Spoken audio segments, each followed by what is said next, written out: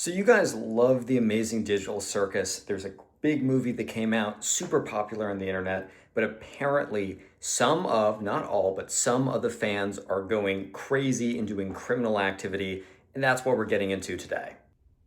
These are some of the most disturbing crimes that happen in the amazing digital circus community. And as the video goes on, they go from misguided fan behavior to something that had real people living in fear for their lives. The amazing digital circus fandom is one of the most active fan communities online. They make art, cosplay the characters, discuss lore theories, and follow every episode closely. But that same passion, when it goes completely unchecked, can spiral into something that puts innocent people in danger.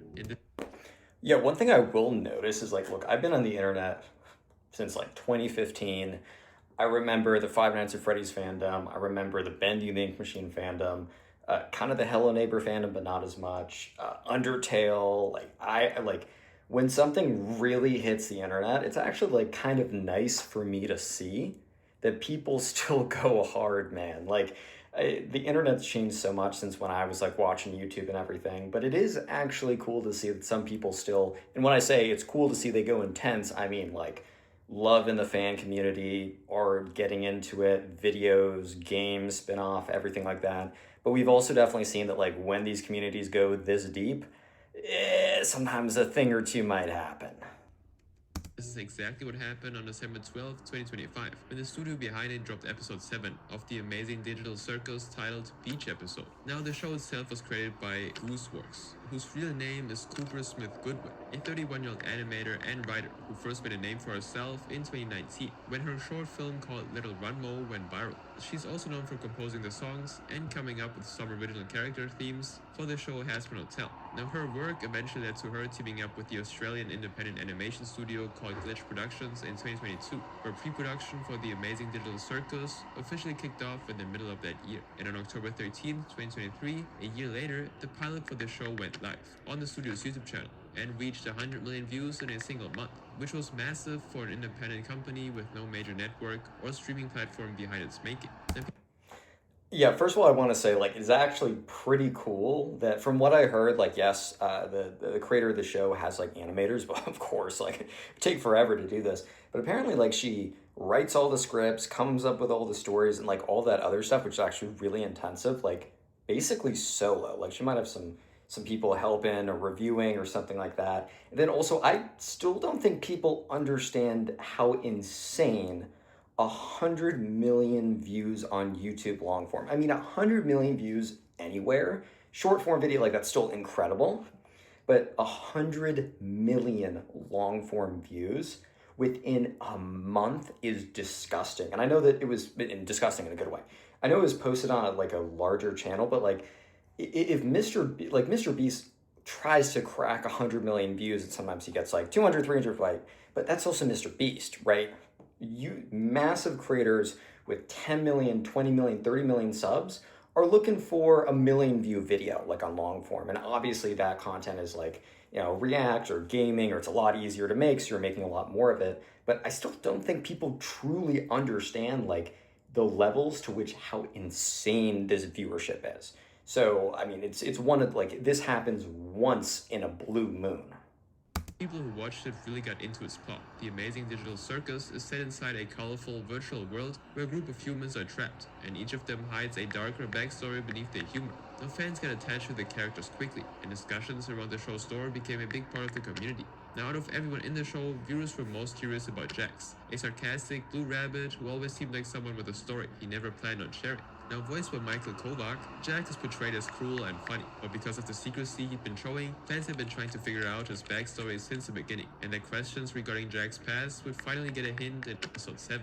In the episode, there's a scene where Jax is hyperventilating during a panic attack, while having intense flashbacks. And during this, real-life photographs and clips of a suburban neighborhood and a street flash on the screen, for a split second, multiple times. Now, most fans simply thought of it as a creative storytelling choice and kept watching, but a smaller group of them paused to look closer. with comments under Reddit posts about the episode saying things like, "I'm not good at GeoGuessr, but I'm desperately trying to find the location." And soon, many fans were going through the footage frame by frame, cross-referencing their backgrounds and street layouts against Google Maps Street View. And within the same day, they successfully matched images to a real neighborhood and started tracing a route from there as well. And 3 days later, on December 15th, an unnamed fan called out Cooper on Blue Sky, the platform which works similarly to X, where Yeah, I'm gonna say one thing, and this is like not trying to like throw shade at the creator, because like this might be their first time really going viral on the internet.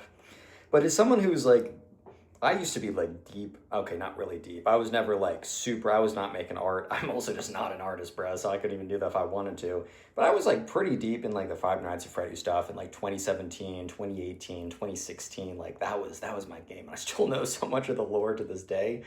A lot of my RAM up here is spent with Five Nights at Freddy's lore, which, whatever, dude.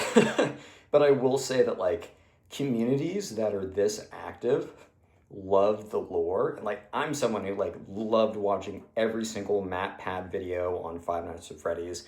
I watched like every single, like, if you guys remember the channel 8-Bit Gaming, and now it's like it's 8-Bit Ryan and then the other guy, I'm forgetting his name. Baz, something like that. Cool guys. They would do spam lore videos where it's like complete cap. Like it wasn't cap. Like they weren't lying. It was just such a stretch. But I love those of the day, and then I respect the hustle. But like fans are going to go crazy nitpicking details to like build a story. So to show like a real kind of like driveway, like, or like down a road or something like that, that's one thing. Rural Georgia or something going there. That's fine. To show, to my knowledge, a random house on Google Street View, like you know how like some celebrities need like media training? Low key, for my company, I need to get media training because I run a different company. I do this on the side for fun. But like you almost need like internet fandom training, bro. Like if you flash something real, those dogs are gonna get it in literally 2 milliseconds. And yeah, so to my knowledge, I think, and we'll let it play, but like to my knowledge, I think it's just like literally a random house, which is, if I was doing the media training, I'd be like, avoid this at all costs, bro. Cooper was the most active at the time. The fan commented on one of Cooper's posts saying, "Sorry Goose, this is random and irrelevant, but do the clips of real life in episode 7 like mean anything? Because TikTok has already doxed the whole neighborhood and the route to New Jersey from there, so is it important to the plot or no?" And not even an hour later, Cooper replied, "It's not. Holy, don't do that." Now fans had figured out that the house was in Missouri and the road was in New Jersey, and it wasn't long before Google Maps screenshots of both locations were circulating on TikTok. The community was talking about possibly visiting the spots themselves, with some even asking for the specific location. "Where? I need the exact address." And then a day later, on December 16th, a Reddit user named Splits Personalities posted a warning on the amazing digital Circus subreddit with a post titled, "Please stop doxing neighborhoods," and included the screenshot of Cooper's comment on Blue Sky as evidence of how far things had gone. Split Personalities later wrote, "Even I was terrified when it started. As soon as I saw the IRL pics, I knew there would be trouble." And from the production side, there was no formal post or an explanation of any sort addressing the situation, beyond that one comment response by Cooper. And people in the comments couldn't believe she even had to say it, and they started listing what could go wrong. Some fans are genuinely crazy. They will knock on each door and try to get in or something. Yeah, okay, I want to have this be a little bit nuanced because one, you can't control how crazy your fans are going to be. If you get 100 million views in a month on a series, bro, like you're going to have a massive fan base, and 99.9% of them are chill. 99.9% of them are cool. They're just doing what they're doing, and it's not that deep. And it's like, you can't, it's almost when someone's fans are big enough, is it really their responsibility to make sure every single one is not a crazy person or way too obsessed? It's like, the answer to that, in my opinion, is no. However, you have to at least be aware that that's the case.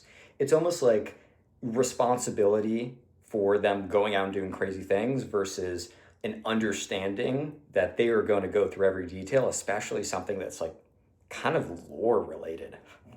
So I think, honestly, like if I like, okay, let's say that video goes up, nothing you can really do about it.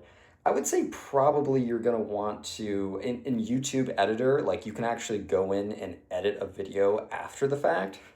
And I know it's really important, like for the lore or something, to like show these flashbacks. I'm pretty sure in YouTube Editor you can blur.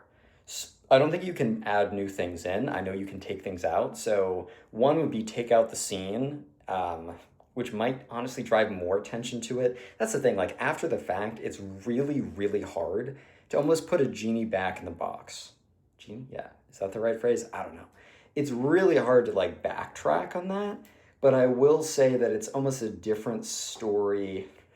It's almost a different story when it's like, after the fact, if you can still do something at a minimum, I would have gone in with YouTube Editor and at least blurred it, which I know would have made people like look up the original image more maybe, and maybe it's actually not a bad move to just like let it slide. But personally, I think I probably would have taken the just like cut it out of the episode and then included something in the lore of the next episode, which I know is more work, but like this is a real person's address. This is a real person's house. And with that many fans, you're going to have some fans that are just like kind of next level cranking it up crazy. Like it's part of the game. And look, obviously no hate to the creator here. I'm just giving my take as like an OG on the internet and an OG with crazy fan bases. That's at least what I would have done. But like, I'm also not under the pressure of this many people. Like I have a good audience on like my Instagram. I get like 100 million views, short form, right? It's not that deep. My YouTube channel, my Storytime one is like 2 mil subs. I'm starting this one kind of for fun and addition because I like it. And I get good viewers on there, but nothing to this level. So it is kind of, me, saying, oh, this is, from South Park being Captain Hindsight. But at the same time, that's at least my take. Let me know if you agree, disagree. I'm curious, but let's let it play. The second post then appeared on Reddit, titled "We Went Too Far, Myself Included," written by a fan who went by the username Fans and Shy Bunny. In it, they admitted to posting theories about the locations, but promised to delete them. Fans then attached a screenshot of the Blue Sky comment thread that had been mentioned earlier, but this time it had a new reply. A user named Forian Studios had asked Cooper, "What was the point of it, if not for the story?" And Cooper answered shortly after, "The filming location itself has nothing to do with the story, geologically, and it wasn't even filmed in the same state Digital Circus takes place in. It's just a visual, not an alternate reality game or scavenger hunt. Everything that's essential to the story will be presented in the show itself." Now, after Cooper's response, some of the address posts came down, and no confirmed incidents were reported at either location. But the debate that followed split the community into two camps. Some fans argued that this was not really doxing at all, saying it would only apply when personal information like names and contact details were released, and that identifying a public street from a show is something different entirely. But many other fans disagreed, because finding the location is one thing, and what people do with it is another. This has happened before actually, and fans were quick to point that out. "This fandom works as fast as Gravity Falls fans, I swear." The Gravity Falls community is probably the most well-known example of a fandom that got so deep into hunting for hidden codes and real-life secrets that some people generally lost track of where the show ended and reality began. Steam Universe fans once tracked down a real motel that appeared in the show and review-bombed it into the ground. The Five Nights at Freddy's fandom harassed actual pizza restaurants through calls over fan theories, and it got bad enough that MadPat, a YouTuber known for his beloved and long-running pop culture analysis series called Game Theory, had to address the community directly. And then there's the Breaking Bad house in Albuquerque, a completely normal family home that still has strangers showing up to throw pizzas on the roof to this day, years after the show finished airing, and the family living there eventually had to put up a fence. Now in hindsight, a few people in the fandom knew that this would happen, and a user named dare_soft posted a question on the Reddit that most of them were already asking. How did Gooseworks legitimately not think that the fans would try to find the IRL locations, when she's seen the horrors the fandom commits? But Cooper had already explained that the neighborhood was not a clue to anything at all. It was simply a way of showing that Jax had nobody waiting for him in the real world. But part of the fandom had decided that it was something to investigate instead. In this next case, however, the people involved had never once wondered about the story of a single character. They just watched the show hit millions of views and saw this as a chance to benefit from someone else's success. Okay, last point on the address thing, because I actually think it's an interesting point. First of all, the Five Nights at Freddy's one, calling up random pizzerias to be like, hey, so there's a Five Nights at Freddy's ARG, like, dude, bro, okay. And with the Steven Universe one, finding like, how do you even find that? It's actually an interesting point with the Breaking Bad house. A lot of times on TV shows and movies, they use like a prop house.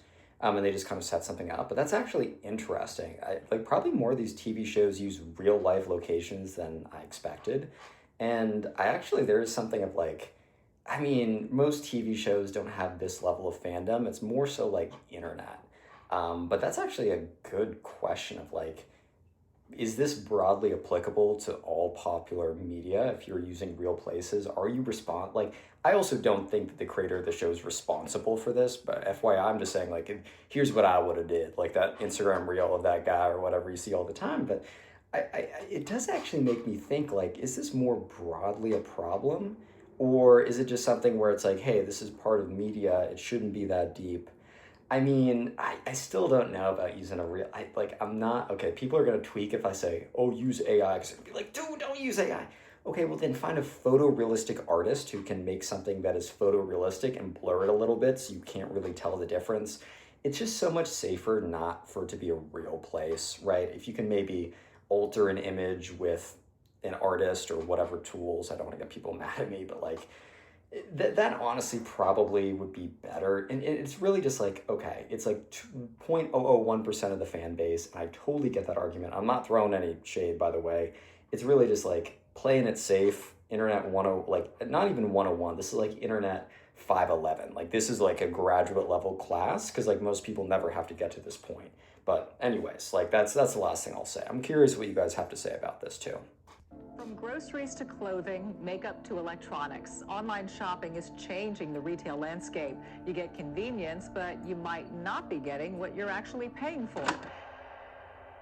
By the time the amazing digital circus had reached international audiences and hit millions of views, brothers Kevin and Luke Larichical had spent years building Glitch Productions from the ground up. Growing up in Sydney, Australia, the two of them had spent their afternoons after school working at their parents' food shop together. Kevin, the older of the two, was born in June 1994, and Luke came along 5 years later in May 1999. In 2009, at around 10 years old, Luke started experimenting with YouTube, uploading picture slideshows and recording glitches he found in Super Mario Sunshine. Then in May 2011, when Luke was just 11 years old, he took it a step further. After talking it over with Kevin, he started recording Super Mario 64 gameplays, dropping a meme-filled, chaotic version of Mario into absurd comedic storylines and adding text overlays on top. And the channel was called MSG4, short for Super Mario Glitchy 4, an independent fan-made parody built around the Super Mario characters. This series also included a character named Super Meme Guardian 4, who was based on Luke himself, and what started as a kid's hobby after school kept growing. By August 27, 2014, 3 years after he started the SMG4 series, the channel had passed 150,000 subscribers, and by October 2016, 2 years later, it hit 1 million.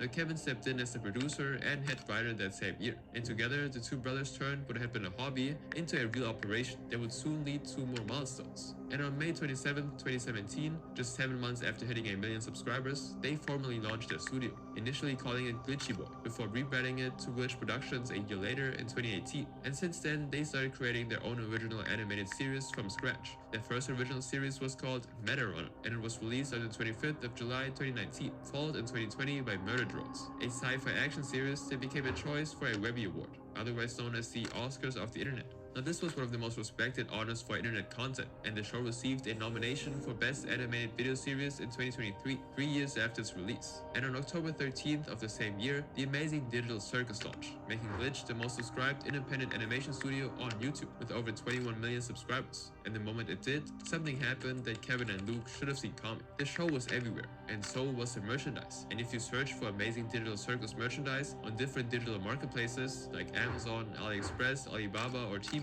you would have found hundreds of listings, from shirts, hoodies, plush toys. There were all kinds of products with the cast of the show printed on them. Okay, this is just like, this happens. I'm not saying this is good and you can use copyright to go in and, well, sometimes when it's overseas, like, that's the thing too, is like in the United States, like there's like you can enforce copyright and IP infringement, like not easily, but a lot easier. When it's overseas, like I will say, like, this is like, at least for my business, like we take on, like we have some clients that are, and we've had some clients that are overseas, but in like, I've never planned to go to court with any of my clients, obviously. But I will say it's like basically when you sign a contract, like, or my lawyer is kind of just like, yeah, I have a lawyer, bro, don't mess with me. No, but my lawyer is like, FYI, like, this is basically just a good faith handshake with a piece of paper. Because, you know, overseas litigation is almost impossible. And like also the contract sizes I'm dealing with, I wouldn't sue anyone anyways, just in general. Cause like, one, it's bad rep. Two, it's like not worth it for the fees. But like overseas is like, dude, you just can't even do it if you want to. And I think every single major like what was that one? Okay, obviously Bendy was a big one, Five Nights at Freddy's. The Poppy Playtime. Oh, dude, you saw like definitely less like fan theories and like craziness with Poppy Playtime, but because I think that one really had a even younger skewed audience. The number of knockoff Poppy Playtime stuff is just so funny. It's actually a crazy story, dude. I love my aunt for Christmas because like I used to love Five Nights at Freddy's. So this year, which I'm like, wow, sure, I'll take a shirt. She got me a. I actually think I have it somewhere, but I'll save it for later. She got me like a knockoff Poppy Playtime t-shirt. And all love and respect, by the way. It was like almost like a gag gift. She's like, "Oh, it's the Five Nights at Freddy's." I was like, "Nah," but I was like, I love the spirit of it. But it was also so obviously a knockoff, dude. And you know, you go to Times Square, you see all those places with totally IP legit. I'm just joking, by the way. You see all like the knockoff Poppy Playtime plushes everywhere, bro. Like all those pop-up cards. So this does not surprise me at all. I'm not saying it's legal. I'm not saying it's cool and it should happen. I'm just saying I'm not like crazy surprised. Now the prices were reasonable, and fans believed that the products had been made with the studio's involvement. But none of it was. The sellers weren't affiliated with Glitch in any way. They'd taken the characters, the logos, and the branding directly from the show and simply snapped them onto products manufactured as cheaply as possible. And when those products showed up at people's stores, there was no way for the buyer to know who to blame, because the listing had been designed to look like it came from the studio that made the show. And that damage landed on Glitch's reputation and revenue. And by the time Kevin and Luke had registered their trademarks with the US government between June 2023 and March 2024 for Murder Drones, The Amazing Digital Circus, and a brand of collectible figures called Animates, the counterfeiting had been going on for so long that there were already hundreds of stores to deal with. So by late 2024, they'd had enough. Starting November 19th, Glitch began filing a series of lawsuits in US federal courts, the highest level of courts in the country, against groups of counterfeit sellers. Each time they asked the courts to act without giving the shops advance notice. The reason behind it was simple. If sellers found a freeze on their accounts was coming, they could move their money overseas before it could be stopped. Now the courts agreed, and the account freezes began, meaning the sellers' marketplace funds and bank accounts were locked. Then, almost 5 months later, on April 7, 2025, the company filed their biggest case yet, listing 158 sellers in a federal court in Indiana. They asked for all of them to be shut down and their profits to be handed back. And on May 8th, a month later, the court granted every single request. And Glitch just kept going after their Indiana win, filing more cases and targeting new groups of counterfeit sellers across different courts. As of May 2026, the company's legal battles are still ongoing, but at least these sellers kept their distance. In the next case, someone went straight for the company itself. Do you have any idea how hard it is covering crypto, covering meme coins, trying your best to tell people that you can be smart and make money in this space? Back in September 2023, at Glitch Productions' livestream event called Glitch X, they announced an upcoming series called The Gaslight District, and this announcement alone was enough to get people talking. Fans started following it immediately, looking for any hint of what the show was going to be, and by early 2025, the anticipation around the series had only grown, and the Glitch's official Twitter account, @glitch_prod, was the main place fans went to for anything related to the studio and its projects. Now when a post came up, the community paid attention, and anything even remotely connected to the Gaslight District got engagement within hours of release. So on April 3rd, 2025, when fans opened the app and saw the studio reacting to a brand new X account called the Gaslight Coin with a pair of eye emojis, they stopped scrolling. This account was promoting an official cryptocurrency token for the Gaslight District, listed as $TGD. According to the post, the token was going to be featured throughout the animation itself, but included no method as to how it would appear in the show. But within minutes of the post going live, the Gaslight Coin account would be taken down by X support. But about an hour before the Glitch post ever went up, Kevin had already posted this from his personal account. Hey y'all, the Glitch Twitter account @glitch_prod has been hacked. We've contacted the support to try and get this fixed, but for now... Okay, just rule of thumb, do not ever buy one of these meme tokens. I mean, this is like, I can even understand some of the crypto investments, kind of. I can, like, as someone who got a math major, I can appreciate kind of like the blockchain math behind it, especially for stable coins, for privacy related coins. I can understand that. I will say, whenever there's like a hyped whatever and there's a token, two things. One, if it's a legitimate token, like let's say this Glitch Studio, or I think that's their name, actually made a token, it's so clearly a cash grab It's like it's not even joking. You can get in those if you are totally okay and aware of the fact that like they are going to rug you and you just want to have it, like that's cool. But like when there's never, and maybe correct me if I'm wrong in the comments, but like I've seen so many of these, like even like President of the United States Donald Trump launches a token that gets rugged. Like it doesn't matter how big the authority is, just because also the market dynamics is, you're not going to be able to have liquidity on that token at any price you'd want to exit out anyways. But also too, this is one of the most common hacks. So like obviously with this community and this brand reputation, cashing out for like 200 bands or 300 bands is not worth it to totally destroy the rep. And in most cases, when you see a crypto launch or something where it's really weird, and you might see this too with like YouTube channels, they might get hacked and then do like an Elon Musk live stream that happens. I don't know why that still happens, bro. Like that's been around forever. But low-key assume it's a hack. I mean, you shouldn't, even if it's real, like you should not get into these like in general, but you should always assume that it's a hack, that it's a scam, and that you will lose your money. And even if it's not a hack, it probably is a scam, and you probably still will lose your money, FYI. Assume any activity on that page isn't us. This meant that Glitch had not posted any of them, as they were not in control of their own account. Now the warning had been out there the whole time, but Kevin's personal account was not where hundreds of thousands of fans went for Glitch news. Most people following the studio's account had no other reason to also be following his personal one, and so when the post of the coin promotion came up, it was unclear how many people may have already interacted with it before seeing Kevin's warning. Now a fan of the show named Not Charles Dion posted a warning on the Amazing Digital Circus subreddit. Glitch Productions Twitter/X has been hacked. Do not fall for this. Now some people still thought it might be a late April Fool's joke, while others were frustrated, calling it another predictable crypto scam. But one fan had already fallen for it. I just invested $500 into the coin and lost it all. Now this would be the only comment we get from this person, and what happened to them after, whether they try to get their money back or not, is unclear.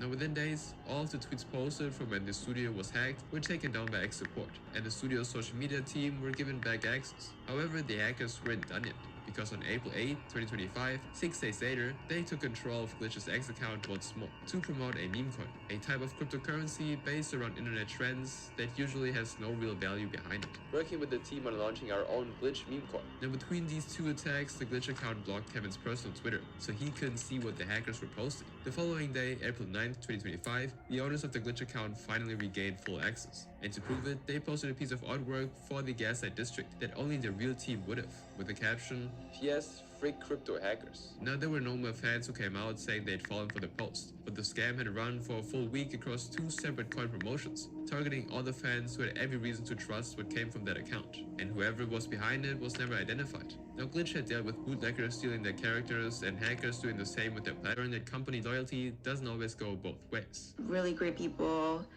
and some of the best managers, and recently this place has become a nightmare.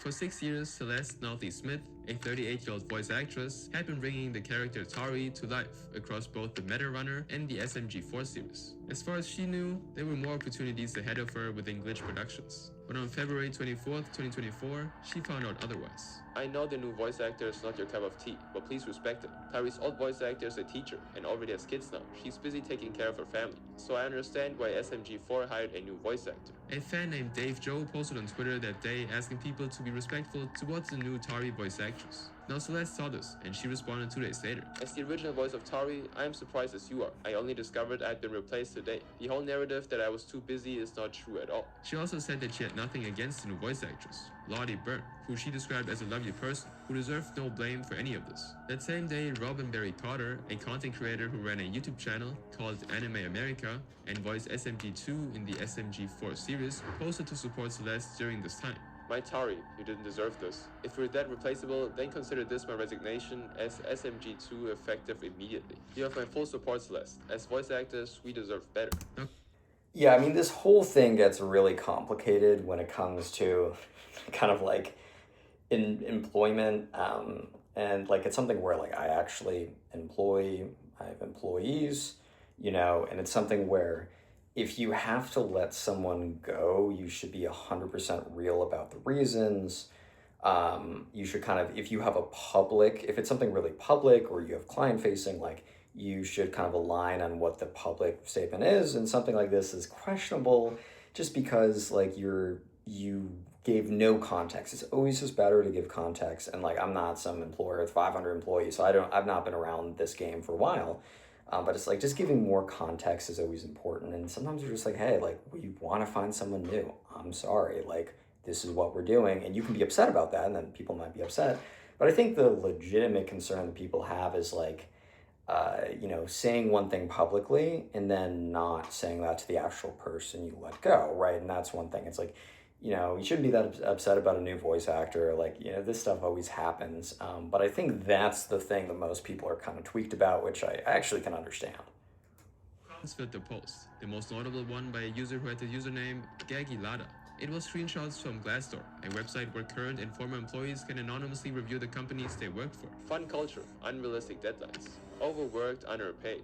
5 days had passed since the recast became public, but there was neither a statement nor an explanation from Glitch. And on February 29, 2024, Celeste posted her full experience working for the studio. I had been abruptly removed from this role with no contact from the team. She then reached out directly to Glitch co-founders Luke and Kevin, but received only a short message. I received a message from Luke at the end of the day saying thanks for everything and sorry we didn't tell you, which as you can imagine was incredibly distressing after pouring my heart into Terry for 6 years. The reason was because the SMG4 pipeline was becoming more sporadic and they needed lines with shorter notice. Very confusing, considering I've never missed a deadline and never been unable to get the work completed. When she asked why no one had spoken to her beforehand and why she had been given no chance to discuss any of these concerns, her messages remained unread. Then she reached out to Jasmine Yang, Glitch's voice director, who was responsible for casting and managing voice actors at the time. She initially told Celeste that she had nothing to do with the recast because she didn't work on SMG4, only on Glitch. But after Celeste's public about not knowing she'd been replaced, Jasmine messaged to say it was entirely her fault Celeste had not been told. In Celeste's words, how can one be both unsure about the recast and also completely at fault at the same time? Further into her statement, she also addressed the narrative that she'd stepped back because of her family. She said that being a parent was not a reason to stop making art, but a reason to make more of it, and that this kind of thinking had long been used to hold women back from succeeding in the workplace. And in the end, she closed her statement in character. Don't worry guys, I'll be fine. It was unknown whether Glitch would eventually respond, but people started to come out with similar stories. That same day, an anonymous post appeared on the Amazing Digital Circus subreddit, titled, "A Statement from an Anonymous Glitch Productions Animator." This person, who we will call Alex, said that they worked for Glitch for just over 2 years, and described the moments things started to shift. The morale in the production team crumbled as we get pushed to our limits. Deadlines were incredibly unrealistic and unreasonable. There was barely any compensation to match it. If anything, we were rewarded with more work. Now on Kevin, they didn't hold back. He will take advantage of new artists and will burn them out within months. I saw firsthand the manipulation, mistreatment, and gaslighting tactics he used against the production team. Alex described Kevin texting employees late at night, expecting immediate responses, and the concerns they raised to upper management would come to no avail. But the criticism of Kevin was not limited to Reddit. On X, a user named A. Bender posted this: "If I were to go back in time..."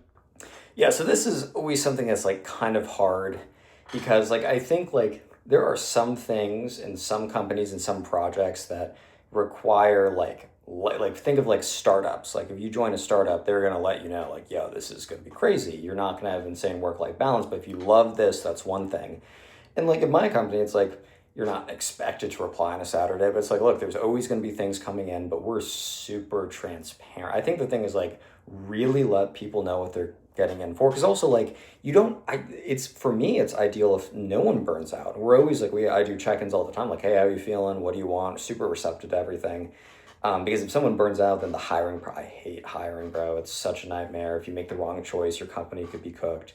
So it's something where it's like something like, especially mine, where it's like it's more getting off the ground. We're in a better place, and it's kind of not chilling out, but like you're evening out a little bit. But like I was like, yeah, it's like this is gonna be startup level. Like if that's what you want, amazing. But I just want you to know. And then it's like, if you are kind of leading people on to think, oh, this will just be 9 to 5, and then you start texting them outside of those bounds and getting like upset when they voice something, that's a massive problem. I don't think it's a massive problem to have like startup like culture, obviously. I think it's just I think really the thing that this breaks down to is communication, bro. Communication will always be key in situations like this. Over communicate as opposed to under communicate. Something like this is okay if they knew it, and open communication before and throughout continuously. Also, just like you want to keep people. Like for me, it's like I want to keep people as long as possible, so I compensate them really well. I'm always listening to like what's going on there. I of course I make mistakes. I'm 23. I'm trying to run a company, but it's like I found that to be more effective, even for the sake of the company. But if it's something where you're telling people, yo, it's a 9 to 5, and you're not expected after that, and then you start piling things on, not only is that like pretty unfair, it's actually like a bad call for the sake and growth of the company, right? So that's kind of like my take on this. And tell SMG4 fans that Kevin would eventually become a corrupt, abusive CEO, nobody would believe me. Hashtag ditch glitch. And one account who went by that.Mario also posted a step-by-step guide showing fans how to watch SMG4 without supporting glitch. And this spread quickly under the hashtag boycott glitch. Throughout all of this, Robin had become the main voice for other animators who'd worked for Glitch in the past. Through the account Anime America, she'd been sharing their anonymous accounts as they came in, confirming that they were from real former employees. Now when Glitch finally responded, it first came from Jasmine in a Discord message, where she wrote that she'd forgotten to notify Celeste and took full responsibility for the mistake. But Celeste had already written in her previous post that Jasmine had already told her that she had nothing to do with the recast. These two accounts said the opposite of each other, and no further clarification ever came. But on March 4th, 2024, 9 days after the recast first became public, Kevin, Glitch's CEO, published a formal apology. We've been silent this past week, as I've been prioritizing, checking in on taking care of my internal staff, having multiple open conversations with the management/production teams, and assessing the entire situation. The last thing I wanted to do was rush out a half-assed statement. After this, he mentioned that some staff had been harassed online by the community, and that he couldn't let that continue without addressing it. On the workplace allegations, he didn't dismiss them entirely, though he acknowledged that some claims were being exaggerated. I acknowledge and take full accountability that during the early years of Glitch, there was indeed a lack of experience, training, and skill on my part, and the management structure I had at the time to run and operate a small animation studio. He then brought up where it all started, and described the early days as a ramshackle studio, and apologized to anyone who had experienced hardship during that period. He said the studio had since built proper management team and introduced production coordinators, people specifically responsible for managing schedules and improving how they planned and scheduled work. He closed the statement with a direct apology. I'm deeply sorry to any past employee that feels dissatisfied with their time at Glitch. Now most people kept watching their work. The amazing digital circus continued to grow, and the channel kept getting millions of views. But the conversation about how the studio treated its own staff didn't fully go away. For some fans, the images of those two brothers laughing on camera as teenagers and the studio they'd built were now two very different things. As for Celeste, she took a step back from voice acting and stopped posting on X, with her latest update being in January 23rd, 2025 on Instagram. And as for Glitch, they simply moved on. Every person in this case had a reason to be upset, but the people in this next case had nothing, not even a connection with the show. They only saw the cast list, picked names, and for years made life hard for those people. I don't like to talk about this issue because talking about it makes it worse. It only emboldens bots even further to become more of a nuisance. From the moment the amazing digital circus went viral, the voice actors behind its most beloved characters became recognizable to millions of people. Michael Kovac, the 30-year-old voice of Jax, Lizzie Freeman, the 33-year-old voice of Pomni, and Alex Rakan, the 32-year-old voice of Kane, became people fans genuinely connected with. For most of the fandom, that recognition translated into support, fan art, and messages of appreciation. However, all three of them, along with Cooper, aka Gooseworks, the creator of the show, had no way of knowing that the same recognition would also make them targets of a notorious bunch of people known for bothering YouTube creators from late 2023 onwards. The group responsible is called the UTTP, short for YouTube Troll Police. This is not really a single organized group with official members, but more of an online community of trolls that have been around for years, and the history made one thing clear: it didn't stop at harassment. They were also known to hack YouTube channels through malware downloads, share illegal content involving younger people, and force younger people to do bad things. By the time they set their sights on the amazing digital circus, this was a group that had already shown what it was capable of. Yeah, that's one thing about the internet. The longer you do it, the more you realize how many screwed up people there are out there. And it's something where it's like, it's not justified. It's like just something that, because like, how can you, it's an ununified group of people just doing insane, like the best thing you could do is enforce the law. You know what I mean? And there's like hacking channels sharing anything that's like awful, like obviously like, and it's just like, as like AI tools get better and better, dude, I'm actually genuinely worried about this because like, especially with like deep fake technology and everything, it's like, they're going to hack someone's channel. They're going to make a video that's like photorealistic, video realistic, looks like them, having them say terrible things. Like, I'm also thinking for the wave of like so-and-so exposed, like here's a leaked audio. It's like, I don't believe any of those anymore, dude, unless they like acknowledge it to be true.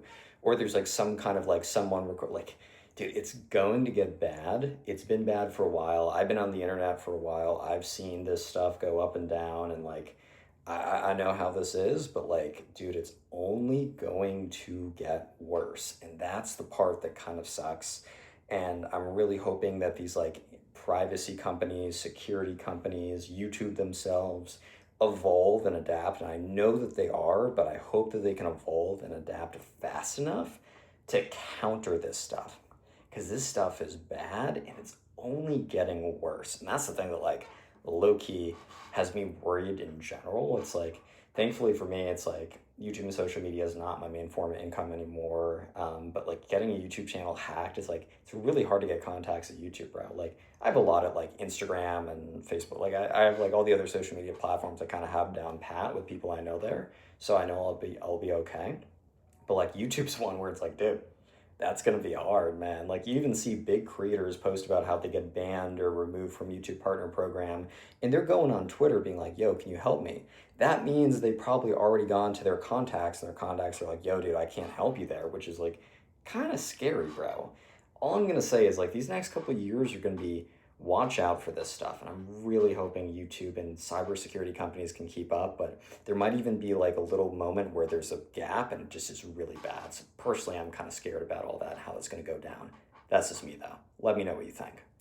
The UTTP, a person calling himself General Glenn, who went by the username Clask, ran a website called Skibbity Farms. This served as a meeting point where members would coordinate their attacks against the amazing digital circus cast and fandom. And on the 2nd of June 2025, he made a post on the website saying, "It is imperative that we fight this evil Tutsi fandoms of the amazing digital circus. Post proof of participation below." Participation in the raids was suspected of every member. The approach was to flood the personal social media accounts of Michael, Lizzie, and Alex with disturbing and harmful content day after day through their replies and comment sections. And members of the UTTP would also leave comments and make posts saying stuff like, "Skibbity Farms content is way better than your indie stuff." Glenn would also keep on posting about the campaign against the voice actors, with detailed instructions for everyone who wanted to participate. Reply to every single one of every single Glitch Productions employee's media post. And Michael was the only one out of the 3 who addressed the situation on X in November of 2023. The good old UTTP is at it again, and are now targeting me.